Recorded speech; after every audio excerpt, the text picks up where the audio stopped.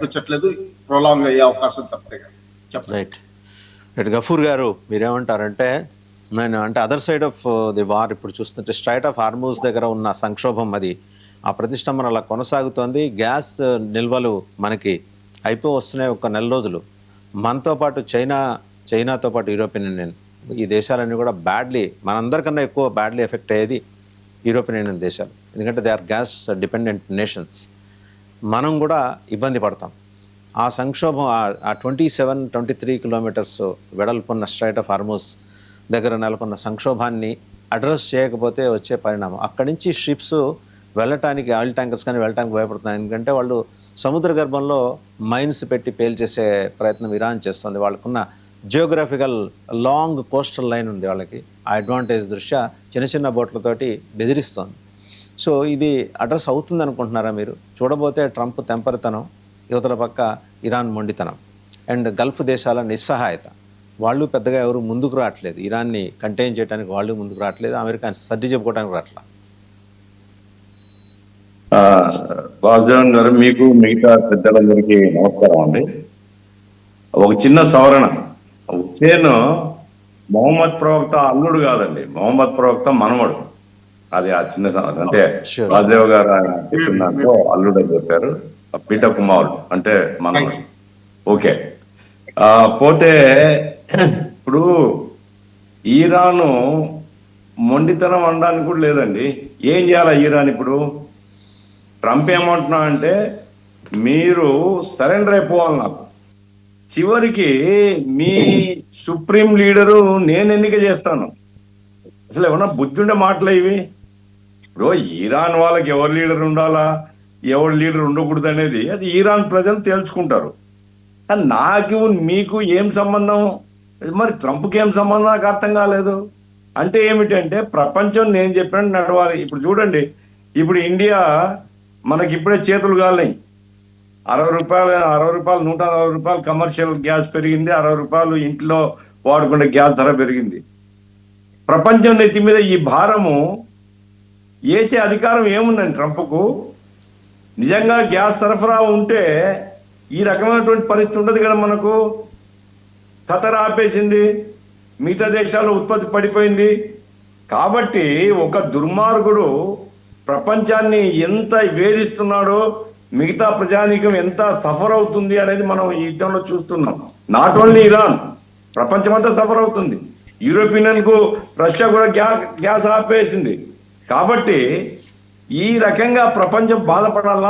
ఒక పనికి మాలిన ఒక ఆకతాయి అనాలా, లేకుంటే రౌడీ అనాలా, వాడు హిట్లర్ కు మించిపోతున్నటువంటి పరిస్థితి కనపడుతుంది. ఏమైనా ఒక దురదృష్టకర పరిస్థితిలో ప్రపంచం ఉంది అనేసి నేను భావిస్తున్నాను అండి. పోతే దానికి తోడు నేతన్యాహు ఇప్పుడు తెలివి విధ్వంసం అవుతుంది. అయినా ఈ రోజు కొత్త స్టేట్మెంట్ ఏమిటి? సెకండ్ ఫేజ్ యుద్ధం మొదలు పెడతాను నేను అంటున్నాడు. అసలు వీళ్ళకు మనుషుల వీళ్ళు. కాబట్టి ఎక్కడైనా ఇప్పుడు ఐక్యరాజ్య సమితి, భద్రతా సమితి, పుతిన్ చెప్పాను నేను మధ్యవర్తిత్వం చేస్తా అని. ఒకవేళ పుతిన్ మీద నమ్మకం లేదు, ఆ ఐక్యరాజ్య సమితి వాళ్ళను చెప్పొచ్చు మీటింగ్ పిలవమని.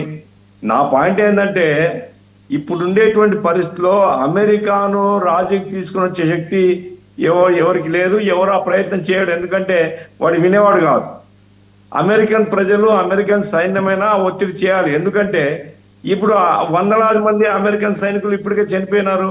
ఎవరి కోసం చేస్తున్నారండి? అమెరికాకు వచ్చే ప్రయోజనం ఏమిటి దీంట్లో?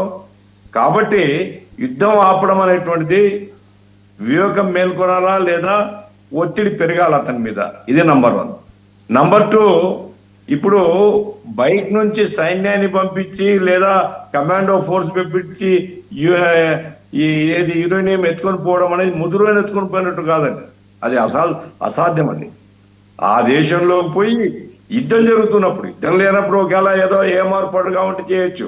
యుద్ధం జరుగుతున్నప్పుడు అన్ని చోట్ల అప్రమత్తత ఉంటుంది కదా. కాబట్టి ఇవన్నీ ఎవడు సలహా ఇస్తున్నాడో ఈ ట్రంప్ అనేవానికి, లేదా బుర్రనే అట్లా ఆడదే నాకు తెలియదు. కానీ ఒక దురదృష్టకర పరిస్థితిలో ప్రపంచం ఉంది. ప్రపంచ ప్రజానికం అంతా వీఆర్ పేయింగ్ ప్రైస్. మనం ఈ భారాన్ని భరించాల్సి వస్తుంది. కాబట్టి ప్రపంచంలో ఇప్పుడు ఇండియా ఒక పెద్ద దేశం, 140 కోట్ల జనాభా. చైనా చొరవ చేయదు. చైనా చొరవ చేస్తే చైనా ఏకపక్షం అని చెప్తారు. చైనా ఎందుకంటే ఇరాన్కు సపోర్ట్ చేస్తుంది. ఇండియా అట్లేం చేయడం లేదు.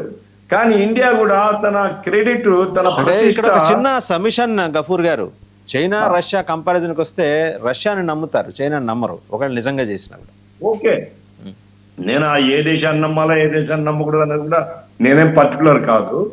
ఎవరినో, నా పాయింట్ అంతా ఏమంటే ఎవరినో ఒకరు నమ్మి కూర్చొని మాట్లాడుకుంటే, ఎందుకంటే నాకు తెలుసు, అంటే మీరు ఇంకా బెటర్ నో మీరు.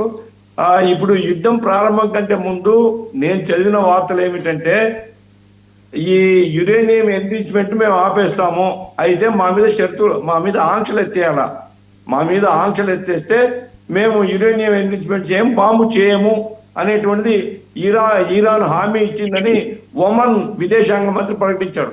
నిజంగా అదే జరిగితే ప్రపంచానికి గంటగట్టే మంచిది ఏముందండి. కాబట్టి అణుబాంబు తయారు చేయకూడదు, యురేనియం ఎన్రిచ్మెంట్ కాకూడదు, వాళ్ళ మీద ఆంక్షలు ఎత్తేయాల చర్చ ఇంకొక దశ కూర్చుంటే అయిపోయి ఉండేది. మరి ఎందుకు యుద్ధం ప్రారంభించారు? ఇంత బాధ్యతారహితంగా ఎట్లా ఉన్నారు? అసలు వీళ్ళు మనుషులేనా? మానవత్వం ఉందా వీళ్ళకు? ఇది నెతన్యాహు అండ్ ట్రంప్కు సంబంధించి. నా పాయింట్ ఏంటంటే, ఎన్ని ఇబ్బందులు ఉన్నా ఇండియా లాంటి ఒక పెద్ద దేశం, అలీన ఉద్యమానికి ఒకప్పుడు ప్రాతినిధ్యం వహించినటువంటి దేశం, ఇప్పుడు కూడా బ్రిక్స్ కు అధ్యక్షత ఏదో సంథింగ్, మరి నాకు రవికిరణ్ గారికి తెలిసిండాలి. అది బ్రిక్స్ అధ్యక్ష టర్మ్ ఇండియాకి ఇచ్చినట్టున్నారు. కాబట్టి ఇండియా చొరవ తీసుకోవడం అనేటువంటిది కూడా మంచిదే. అనేక రిజర్వేషన్స్ ఉన్నప్పటికీ యుద్ధం అనేటువంటిది ఎవరికి మంచిది కాదు. ప్రపంచ ప్రజానికం అంత బాధపడుతున్నారు, అందరు ఎదురు చూస్తున్నారు పిల్లి మెడకి ఎవరు గంట కడతారని. ఇండియా చొరవ తీసుకున్నప్పటికీ అది మంచిదవుతుంది, ప్రపంచానికి మేలు అవుతుంది. ఆ రకంగా ప్రయత్నం చేయడం మంచిది.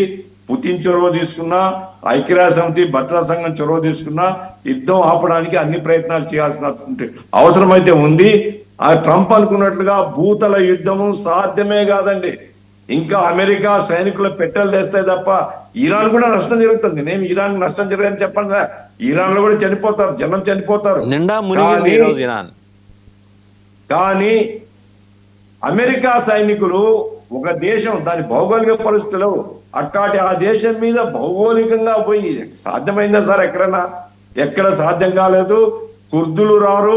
ఇంత యుద్ధం చూసిన తర్వాత ఏ ఒక్క దేశం సిద్ధపడదు. కాబట్టి ఇట్లాంటి పిచ్చి ప్రేరేపణలు మానుకొని ఎవరి ద్వారానైనా, ఇటల్ ద్వారా ఏదో సంప్రదింపులు చేసినారు, అట్లా ఎవరి ద్వారానైనా యుద్ధం ఆపించడానికి ట్రంప్ ప్రయత్నం చేసినా మంచిదే.